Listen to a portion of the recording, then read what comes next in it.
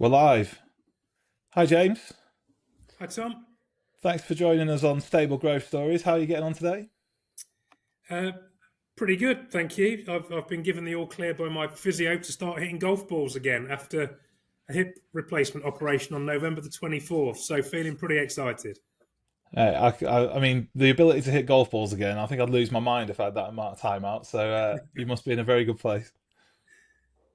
Certainly am. Awesome. Look, I think, really excited to have you on today. Ali and I really keen to learn more about, your journey and the Macildowie journey in particular.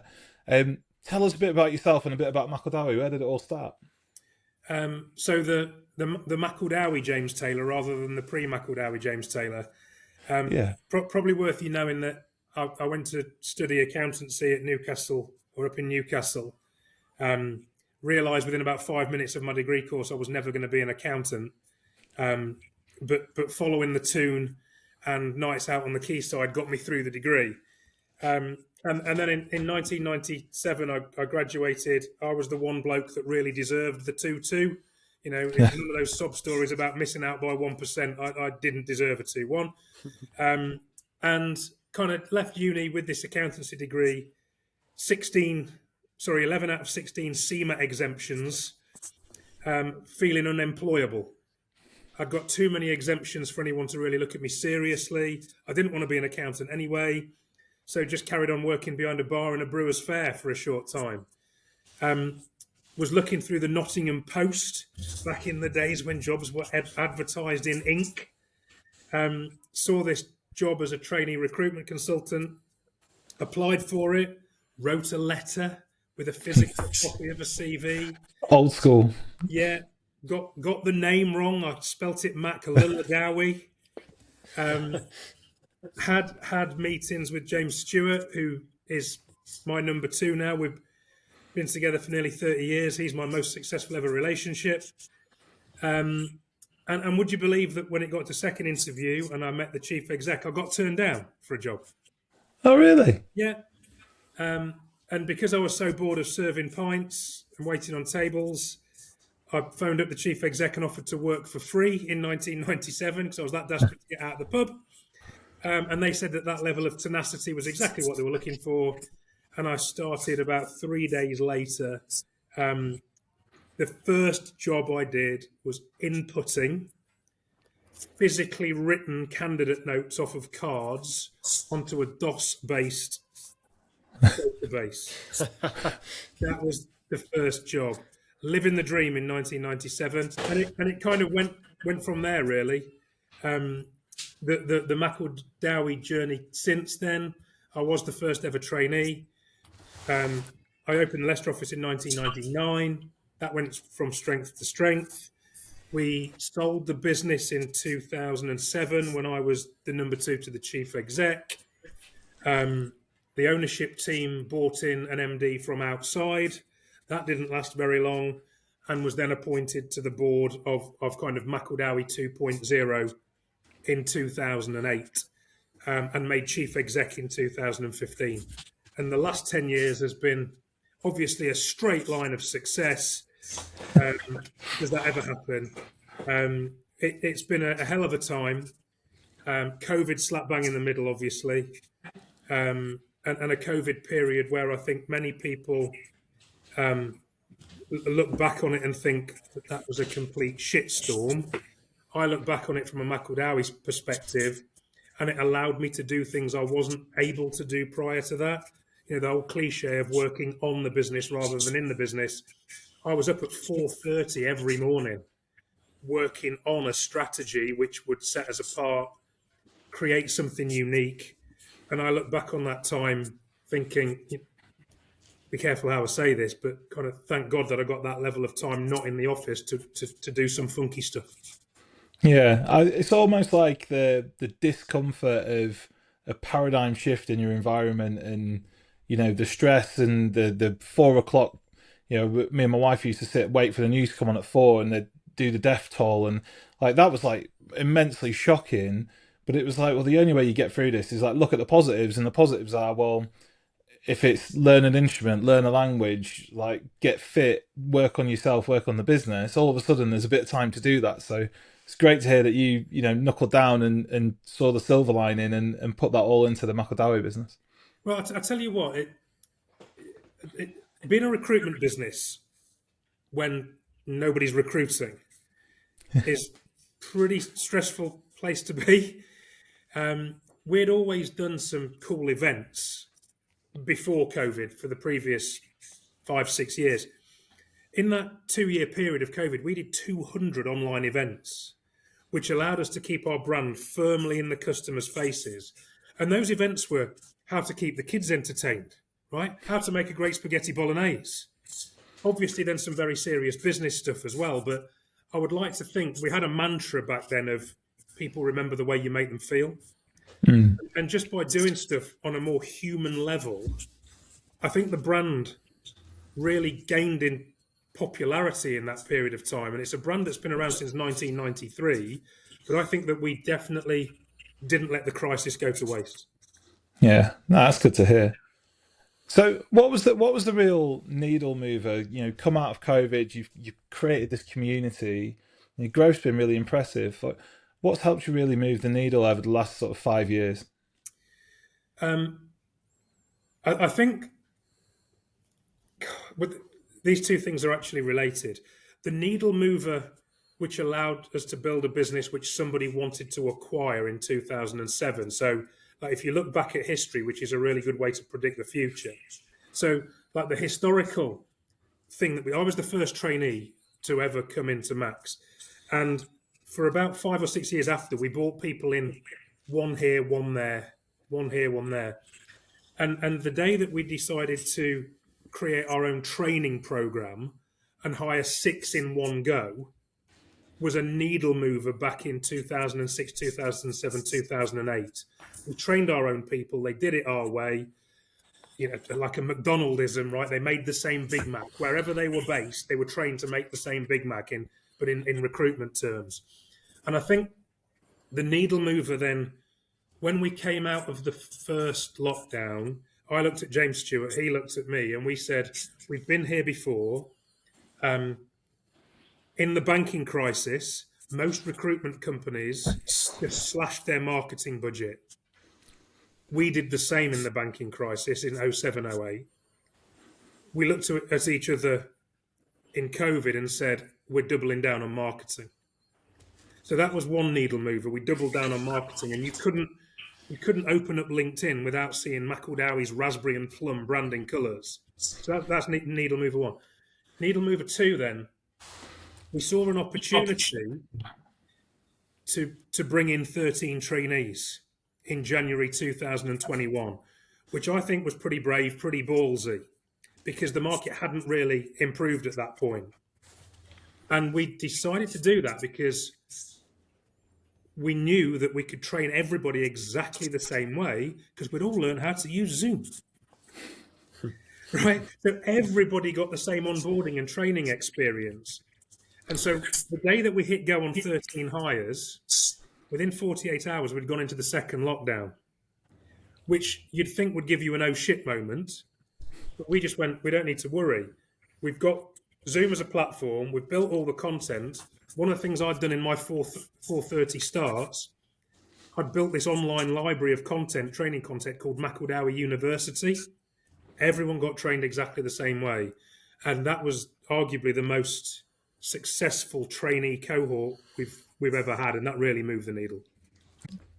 I'm really pleased with that answer, because I know lots of companies have had MDs or senior execs that have come through a trainee program, either officially or unofficially, yet for their own business they don't necessarily have that same education system for obvious reasons. And Tom and I have been involved in SDR camps, which is an American term, sales development representative, but it can often be really unfulfilling. You put a huge amount of time and energy and effort into training people, then they get to a certain point, and then another company will come in and poach them all, or they'll outgrow the role, and it becomes this really like cyclical environment. So I'm glad that your journey is now replicated, because I think that trainee program or the SDR program is incredibly valuable, and it's a genuine chance to build future sales leaders and future business leaders from the ground up.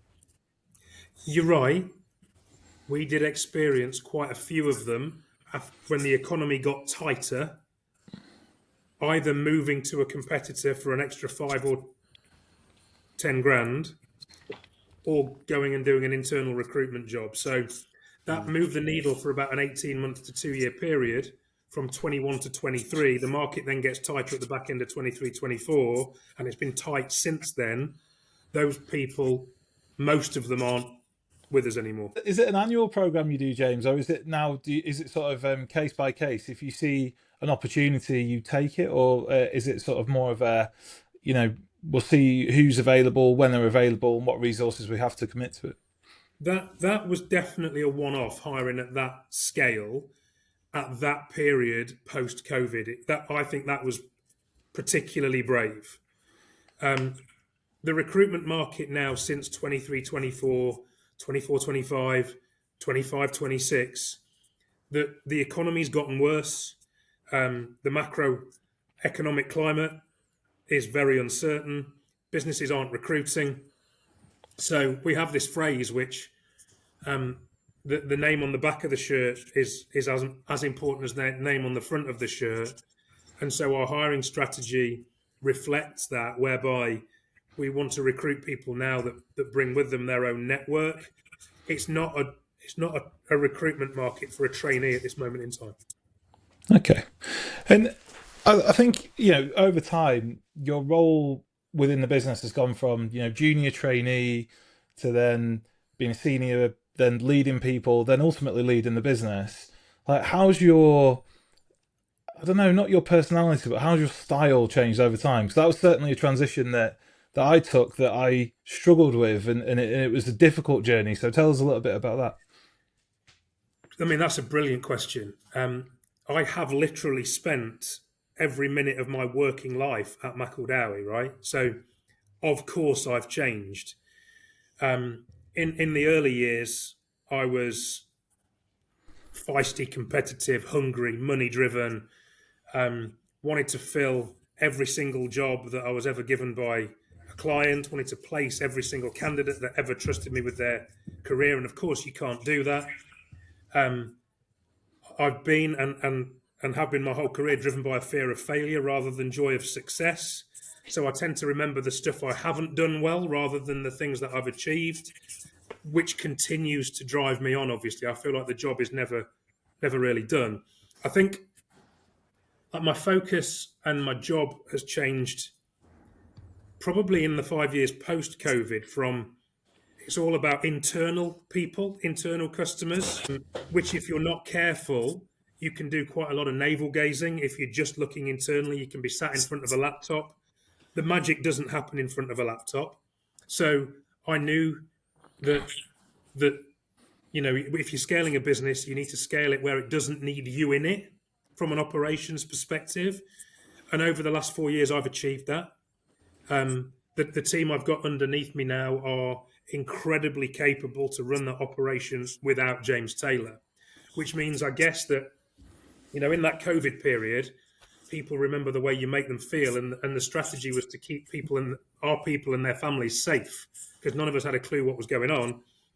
My focus now, because of the great team I've got, is much more brand ambassador, external customer development, schmoozing really in the world of professional services, private equity, corporate finance, the legal scene, because those guys and girls refer a lot of work to people that they trust. So my job is to make sure as a recruitment brand that we're the go-to guys and girls for those people. Oh, perfect.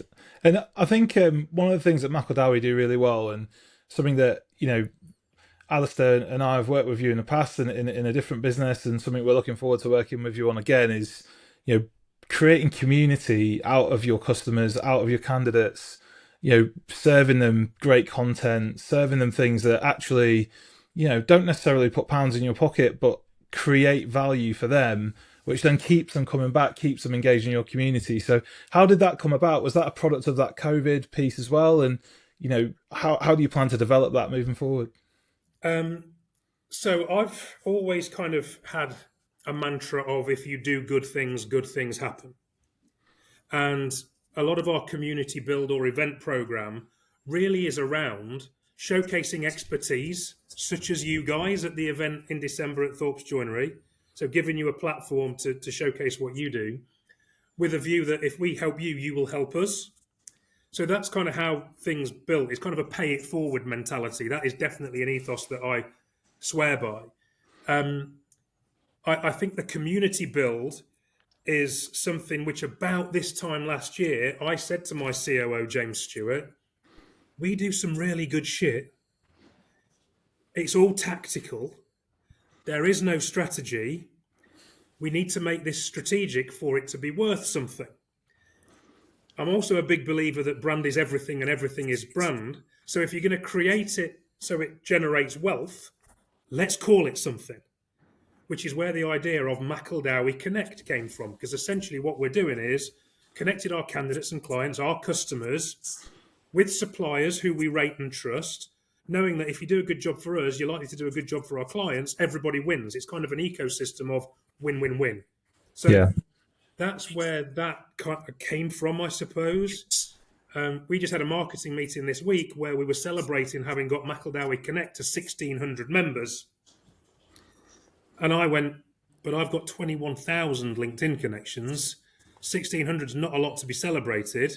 How do we get that to 10,000 by the end of the year? Because I think 10,000 by the end of the year is 10,000 people that we're helping in a manner of different ways, not just recruitment, not just retention, in commercial business ways by introducing our suppliers to our customers.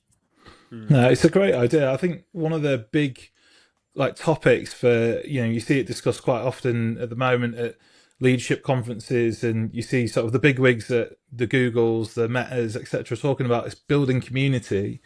And it almost sounds like a bit mythical sometimes. When you're a small business, you go, well, how do I build a community? I don't have $10 million to spend on marketing. I don't have like a team of 40 people working on social media. But actually, to what you described, it's in the value that you put out that people appreciate, they consume, and then want to give back. And it's sort of self-fulfilling. And I think you have to have a great brand and a lot of trust to do that. But you guys have done a phenomenal job in a very short amount of time of building that. Let me actually tell you the one place where we made a decision, we acted on it, and it's really commercialised. Rich Harker, who's my MD of Exec Search, or Macildowie's MD of Exec Search, I hate saying my, that's very, very alpha. So Rich Harker is Macildowie's MD of Exec Search. Rich and I, during that COVID period, we just were talking to everybody that we could possibly speak to at C-suite level to get a feel, a gauge, a litmus test for what was cracking off economically from a recruitment perspective. And almost all of them were saying to Rich and myself, kind of like my husband/wife, worked out I like spending time with the kids, worked out I like walking the dog, I've worked out I quite like spending a bit of time at home with all of my loved ones. So, guys, I'm beginning to think about leaving the executive world and beginning a portfolio career. But Rich and I, in April, May, June, July, August of 2020, were hearing that so often. And so I said to Rich, I've got this idea in my head, this brainchild of, why don't we create a group called First Time NED, First Time NED? Because if all of these people want to get into a portfolio or a NED career, we've got nothing better to do than help them, because no one's recruiting. And so we got in touch with the Chamber, we got in touch with the IOD, and we put on a series of 4 events, obviously online, which was all about how to get your first NED role. And our NED community, NED Connect, as we've now originally called it under the Macildowie Connect banner, is now at 350 NEDs. And of course, those NEDs have a lot of gigs. Mm. Those gigs that they have, if they're recruiting, who do they come to? They come to us. So that's commercialised, I think, better than I ever expected it to.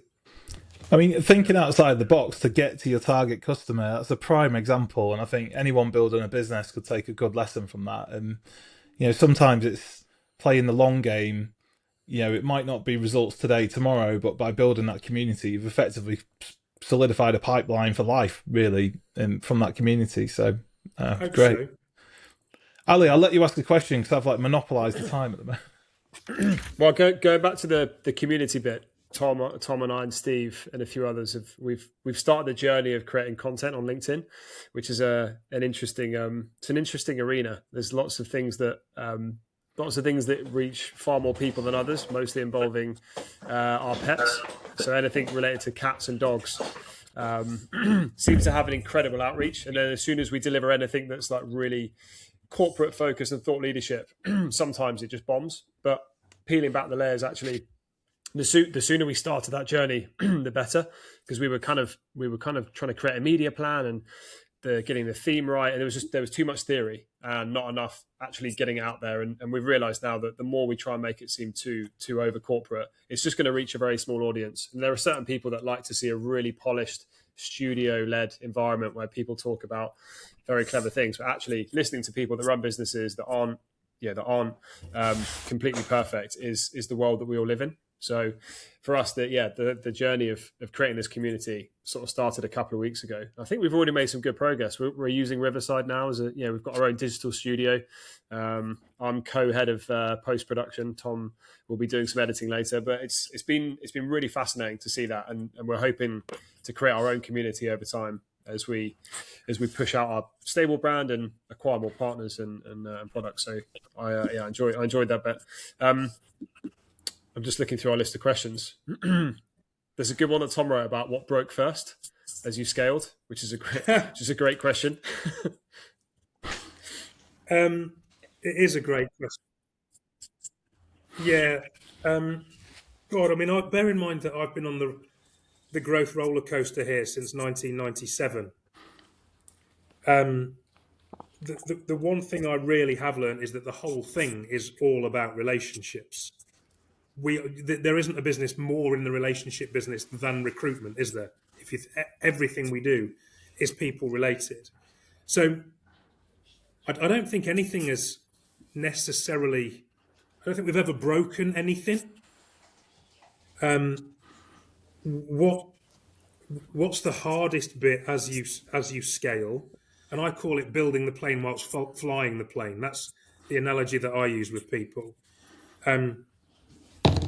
If ever you do a staff survey, the two things that staff will lowball you on or mark you the lowest on is always pay, because everybody wants more. And the other one is internal comms. They're the big two. So internal comms is obviously improved by people and process, right? By getting the process right, getting the operational rhythm correct. But in my opinion, the bit that stretches an organisation as it grows is the middle management layer. Because as you grow, typically you bring in more juniors. More juniors need managing. And Gen Y have brought challenges, Gen Z have brought challenges, Gen Alpha are bringing challenges. So I would say that what needs a constant eye on making sure it's performing to its absolute best is, do your middle managers or your management team feel supported sufficiently to be able to execute the strategy through the people? Yeah. It's not what broke. Tom and we've had some interesting scenarios around employee feedback. But I spoke to a colleague who's an ex-colleague who's looking to move into a management role, and we were talking about the root cause of nearly any type of like people issue within teams. I said you can nearly always nail it down to communication. Nearly always, something just hasn't been made clear, and it might be really clear to you, it might be really clear to people involved, but somehow that message just hasn't made it far enough down the chain. And I think about all the different things that have happened over the last 15 years for companies I've worked in: mass redundancies, sales restructures, change of commissions, shuffling teams around. The root cause of people being unhappy typically has always been communication led. It's such a hard thing to get right. We have failed at certain things, and I think that the key with failure is to fail fast. Another cliche. But if you look at why something fails, it's typically because the leader of that business unit or that project doesn't share the same values as the organisation. And then that does trickle through into the comms with the people. And if that leader's not on message, how can the people possibly be? Yeah, I think we've got a value that, we're still quite early in our journey. We're 9 months in, but we've got 3 key values. But one of them is quite pertinent to this, and it's around, unexplained expectations or uncommunicated expectations lead to premeditated resentments, and we expect everyone to communicate, in a kind and in a respectful and conscious manner. But what we also want is that radical candor, that ability to be able to say, well, this is why we're doing a certain thing, and this is what I expect from that, and therefore I won't be disappointed if it doesn't happen because I've told you that's what we expect. And I think there's certain people where that level of communication crosses over into an aggressive, almost a bullying type of tone, and then there's other people who never quite have the conversation and then create this resentment. And I think our focus when building this business, we're 8 people now, it's still very small, but as we grow, but also with our clients as well, is like, if we communicate, well, this is what we expect and why, then we're taking away that opportunity to be disappointed in the future if people don't reach those expectations, because we haven't told them we're expecting them to. So I agree. I mean, you kind of look back, don't you, on things that you do well and things that you have maybe made mistakes on. And somebody asked me the question not that long ago, what one thing would you change about the way you operated in COVID? And I would have over communicated even more than I did. Yeah. Don't allow people to guess what's going on. Just make sure that you communicate stuff. That's great. I mean, I'll give you a short story from our experience with COVID. Alistair and I were at an Alipay business called World First. We decided that we would do a full commercial team strategy session, and to make it really engaging while people were at home and in a quite a sad place at the time, we decided to send out cocktail making kits. So we had sort of 10 slides, and every 2 slides of strategy, then there was a cocktail, and it was 5 cocktails in total. And obviously, because we weren't spending any money, so we had quite a big budget to spend on these cocktail making kits, so they were pretty heavy hitting. And by slide 8, we over communicated to the point where there was impromptu karaoke happening on the Zoom. So I think again, some lessons learned, but again, some really good memories as well. So communication is what I take from that, Jay. We did a lockdown ball where we all got dressed up in black tie and the girls in frocks. Oh, really? All on Zoom, yeah. And one of the things that I did, which I've carried on, and if you see my LinkedIn post today with my new hip, one of the things I've missed most since November 24th is not being able to do walk and talks. My walk and talks began in COVID, where when we were allowed to, stand 2 meters away from each other and have 6 people in one place, I would invite the team over that were on furlough. We'd do a 10K walk around the reservoir, and then I'd cook them a barbecue because there wasn't any real recruitment to be done. So I over-communicated everything face-to-face. And the one thing I noticed, that shoulder-to-shoulder rather than face-to-face, so whilst walking, people are way braver. They were probably braver with you with your 5 cocktails, but shoulder-to-shoulder, they were way braver at asking questions that they would dare not ask if you were sat opposite each other in a table environment. I think there's a study that I read over lockdown. So we moved to, Alistair and I, we've worked together now for coming up 7 years. And if we don't have to look at a laptop screen, then it's on the Bluetooth headphones, it's down to the park, it's on a walk. And I read a study, I can't remember who it was now, otherwise I'd cite it, but it was about if you're out in nature, there's something grounding and something open about that creates an opportunity for you to be a little bit more honest and a little bit more open. And being in an office environment, sometimes it does get your guard up. It physically encloses you, and you're not quite as communicative. And what we found when we moved to that in the last two organisations, with all my direct reports, has been, go out one-to-ones, unless you're sat looking at KPIs and figures. Get out and do it as a walk. Get out on the headphones, like give people the freedom. And quite often, it created this environment where people will communicate more and they would emotionally get more out of it. So I'm a massive believer in that. It sounds like you took it to a better degree than us. We just go around the park on our headphones, but we didn't quite manage to get any barbecues in. But no, fantastic.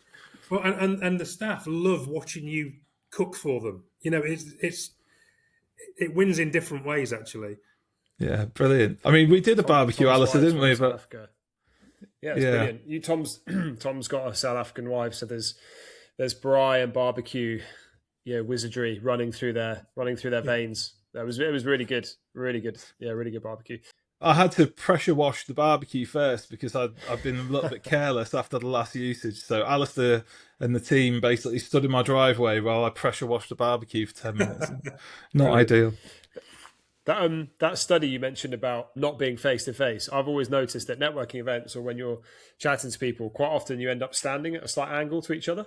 And there was a same study which was all to do with like actually fronting up to someone is quite a confrontational like position to be in, and actually it can feel unnatural. I've noticed it when you're at networking events. It might be a bloke thing, it might not, but they tend to stand slightly off angle to each other, which is like a much easier way to communicate. And the same with driving. You've got husband and wife in a car, they're far more likely to talk about issues in the car when they're driving because you're not staring at each other. You've just got this walls down environment. So, James, I think we should probably start to wrap up. But as we're a finance business, we should probably ask you a finance question. What, over the last few years since you've been at the helm, what's been like a financial challenge that you've had to overcome, or what's been a key part of your armory around finance that's given you an edge? You know what, guys? I'm not sure I'm best placed to answer this particular question. This is for the FD. COVID was scary, right? Really scary. Our normal job flow pre-COVID would have been 80 vacancies a week. In the whole of April 2020, we had 5. Wow. And furlough wasn't announced until, 3 or 4 weeks in? So I was sat there going, we're fucked. We're done. Yeah. So, I guess the biggest challenge was just making sure we got everybody on board to get the C-bills loan over the line, which I think we pay off in about 2 months. Oh, nice. Full circle. Yeah.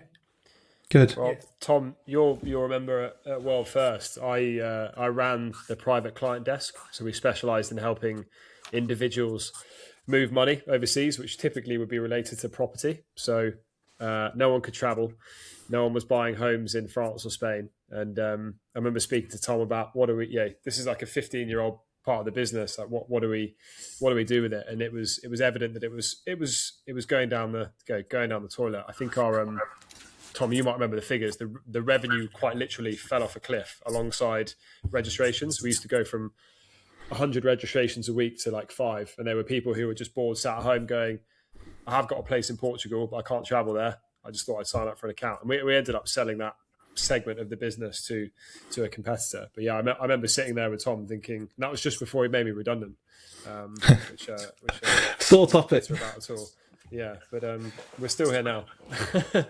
That's a sign of leadership, that is, James. If you can make someone redundant and then hire them twice after, then you know you've done a good job. Yeah, so guys, we're a pretty simple business from a finance perspective, right? I'm not sure I've given you enough content there to help you guys to showcase what it is that you do and how you do it. So apologies, but yeah, I think the main takeaway for me is you've got an FD that you trust implicitly, and you know that you need an expert to do that. And I think there's a number of SMEs, 5 to 50 million turnover that currently are running with a bookkeeper and sometimes someone who's doing 3 jobs, 3 hats, and what our job is to do is come in and help that FD or that FC with the areas that they're not that comfortable with, where we can help them with risk or opportunity. But I think what you said there around our passes to the FD is a great sign that you know exactly where your skill set lies and you've got the right people in place to deal with it. So no, I that's do. good. And you know what? Because of what I've done my whole career, Amy Earle, our finance director, is somebody that I placed out of KPMG back in the late 90s. And the two of us have kind of grown up together. She joined Max about 2 months before COVID hit. So she literally joined slap bang in the worst time. And she's been absolutely mega for us.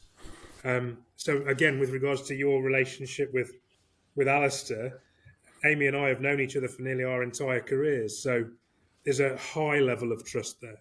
Good, good. So we'll finish with a Macildowie sort of hot question, if you like. What's your number one piece of advice to an FD who's looking for a role right now? Obviously, to contact you guys, but what should they be doing to be most successful? In two things actually.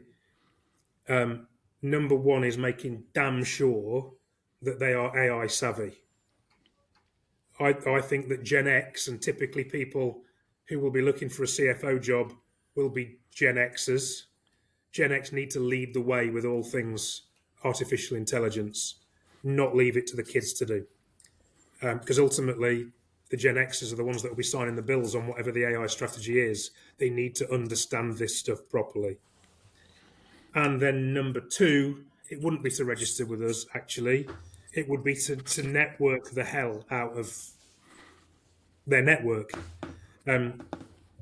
If you think about how many candidates there are at CFO level and how many available jobs there are at CFO level, it is enormously out of kilter. So the chances of them getting a job at CFO through Macildowie, very slim. So they need to network with all the best recruitment companies.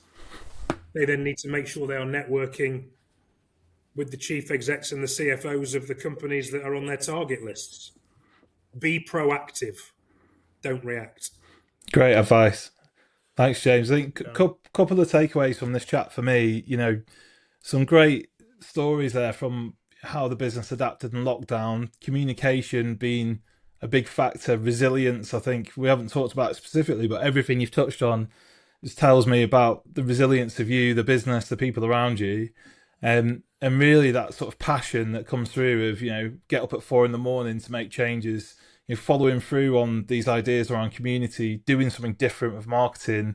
It's all courageous as well. So there's courage, there's resilience, there's that ability to transform and change, and then above all that, communicate that so that people aren't scared and know what to do and they're all running in the right direction. So that's my takeaway, I think, from this session. And really glad you could join us, and thank you very much. Thanks for having me, fellas. Cheers, James. Cheers, James.